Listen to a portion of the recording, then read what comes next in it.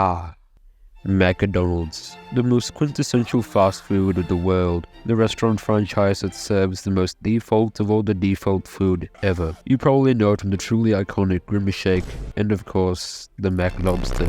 It is the fast food chain known by probably every human being on this green earth. Ask anyone from anywhere, anytime, any age and any gender if they've ever heard of McDonald's. They might say yes.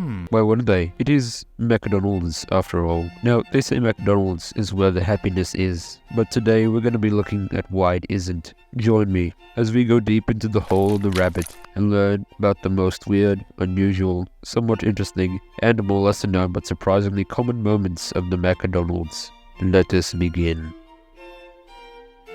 We begin our journey in China, April 21st, 2019, in the Guangshan Bay Northern Restaurant in Beijing. The Zhou family had just ordered a takeaway of 4 chicken wings from the store. According to my sources, at the moment of the incident, the child had already consumed the 3. But as she was able to take a bite of the 4th, she saw that there were real, fried chicken feathers somehow still on the chicken, and she had happily consumed the other 3, oblivious. Of course, this made her quite nauseous, and the parents were also pretty fussed about it, that they posted a video on Weibo, which is like China's Twitter, showing the chicken and the receipt, well, fussedly rambling about it. Apparently the video got quite some traction and it made the headlines. This became such bad publicity from McDonald's that they offered 10 times the money paid for the chicken wings in cash and a 300 yuan meal coupon, to which the family refused, instead proceeding directly to the Chinese FDA to report the whole thing. This was not good for Chinese McDonald's, so as a way to calm the waters, they released a Weibo tweet stating that an internal investigation was underway and that they were striving hard to strengthen restaurant management and provide better customer service. You know, just some classic corporate PR stuff. But this was not the only Chinese McDonald's mishap of the time, as earlier that month on the 14th, there was another incident of a woman being hospitalized after consuming a Macca's boba tea, which somehow had chlorine in it. Fortunately, the woman didn't ramble about it on social media and the problem was quickly rectified. McDonald's reputation remaining unchanged. Now, apparently China has quite a lot of these kinds of incidents, like this guy whose tongue was pierced from a needle in a Big Mac, and a bunch of others, but, you know. Our next occurrence brings us to Ysidro, Malaysia. September of this year, where a guy who I'll call Dong for privacy reasons is enjoying a meal of the classic burger, fries, and chicken wraps at his local Malaysian Macca's in Malacca.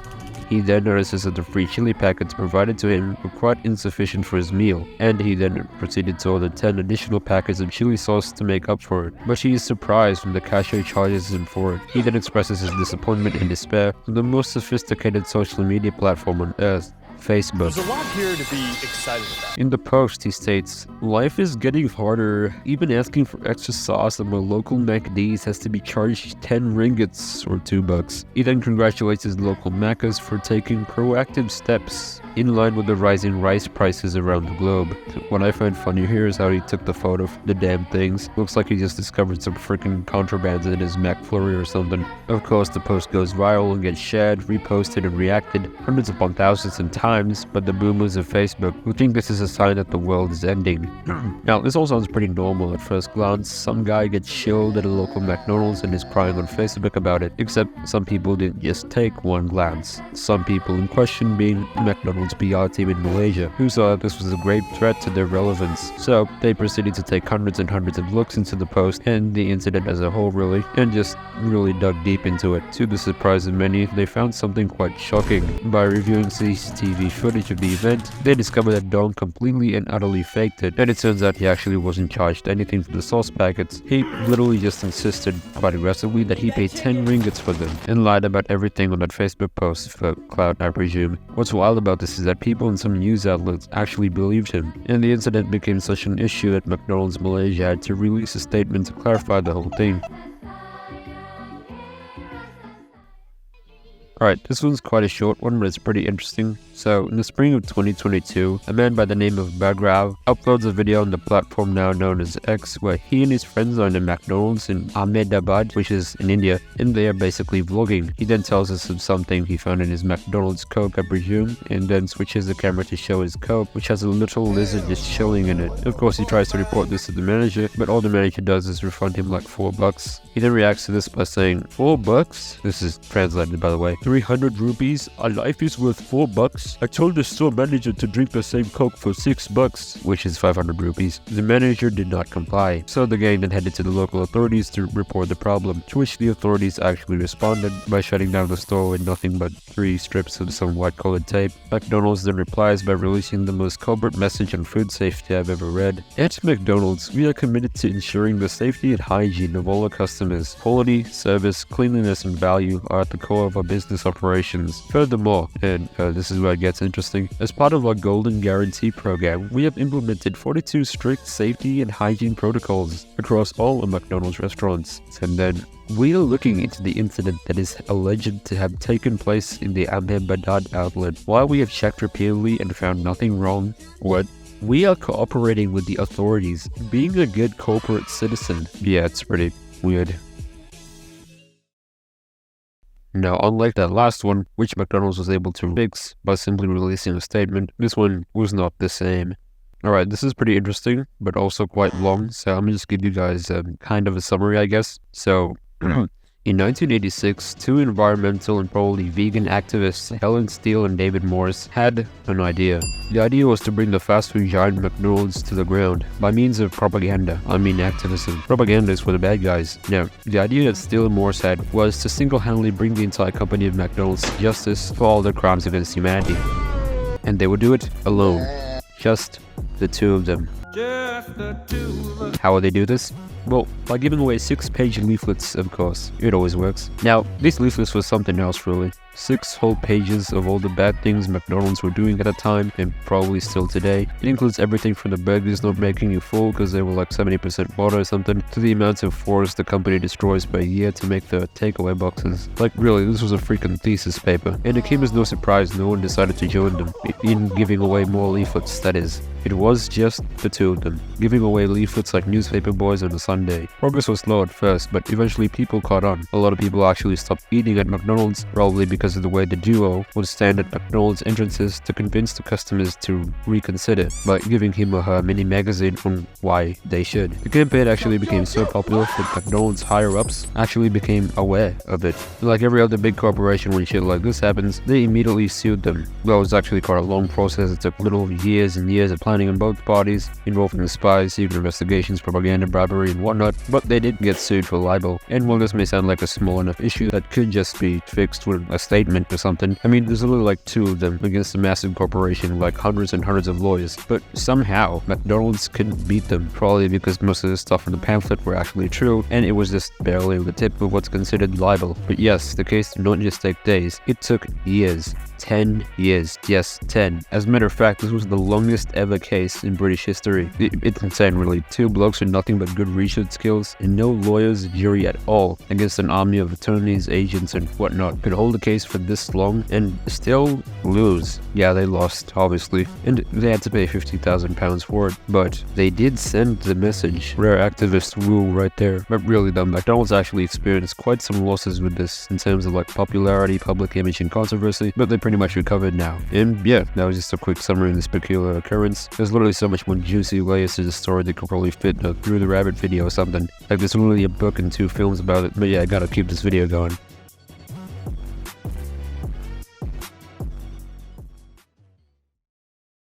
Now this one's a bit short but kind of funny, so I'm just include it here. So back in 2021, there was an incident involving Jollibee, the better McDonald's, involving a certain Facebook post from someone named Alik, which showed what appears to be a piece of Jollibee's famous chicken joy, but upon closer inspection is apparently a deep fried towel, with like the batter and everything. According to the post, Alik was wondering why her newly ordered chicken joy was so hard to bite through. Turns out it was a freaking towel, and as it goes with stuff like this, she had to share the whole thing on social media, which was not good for Jollibee. Long story short, the post went so viral, it got noticed by Jollibee's arch nemesis, Macca-Donalds, who must have been so delighted to hear this that they made this, or so it seems. Now this also originated as a post on Facebook by a user, whose name when translated to English means "I want you to be happy." The post featured what looks to be a slightly wonky-looking McDonald's ad with the caption, "Our competitor threw in the towel," an obvious JoJo reference. Now this could have been legit if the user who posted it was some sort of meme page. Nevertheless, the fools of Facebook were stupid enough to take it for reals and spread the post far and wide. So far in fact it reached the ears of McD's admins, who must have had a good laugh at first and then realized that this was not good for publicity. Oh no. So they sent the PR guy to reason with the people in a statement which said, "They did not make this and they will not do this." This meaning produce or release any disparaging material against any brand. It was a near miss for McD's. But this next one definitely was not. Right. Now, a word of caution, this portion of the video may contain some discomforting things, so proceed at your own risk. This one's insane. Right. The scene is 1984, July 15th, San Ysidro, San Diego.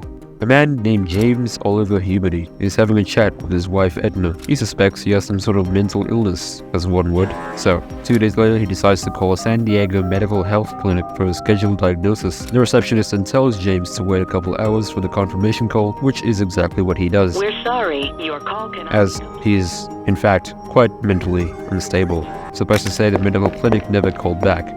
Right, now a little background on Huberty. Huberty was basically the quiet kid in class. His mother left when he was young, and he became obsessed with guns. Foreshadowing, yes. He was also pretty introverted and had no friends.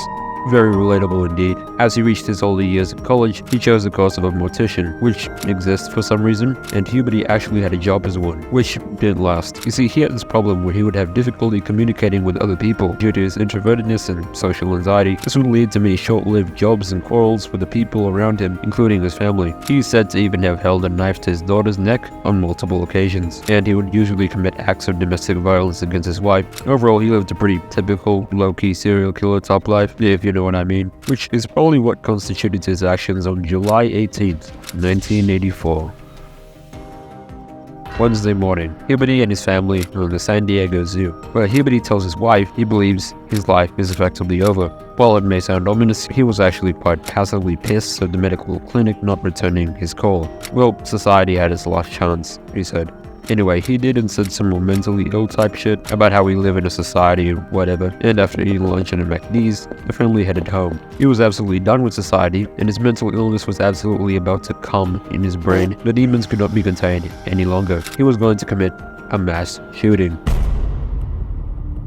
At home, he changed into a serial killer outfit of a maroon shirt and green camo slacks, kissed his wife goodbye, who asked where he was going, to which he calmly replied, "Going hunting. Hunting for humans."